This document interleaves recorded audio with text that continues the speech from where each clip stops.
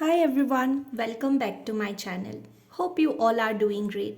In today's video, we are going to prepare a very healthy carrot roti. Here I am taking 2 carrots and will peel its skin.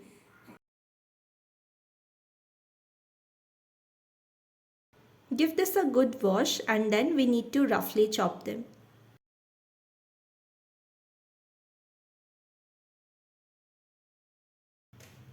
You can even use a grater to grate the carrots. I am using the mixer grinder instead.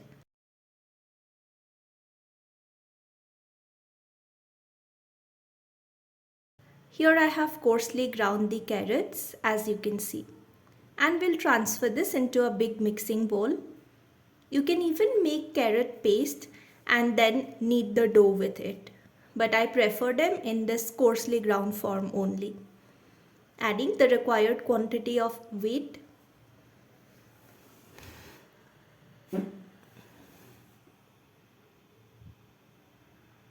pinch of ajwain, pinch of jeera, salt as per taste, and we'll mix everything well. Now we need to add water little at a time and then knead a dough.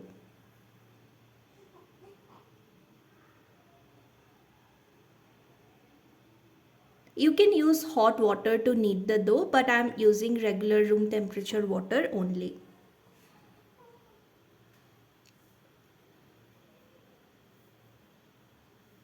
Once the dough is ready, allow it to rest for 10 to 15 minutes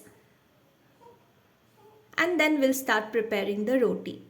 Here I am heating up my dosa tawa and we need to roll out the rotis. Once the tawa is heated up, we'll add little bit of ghee, spread it and we'll start preparing the roti. If you do not like the taste of ghee, you can replace it with butter as well.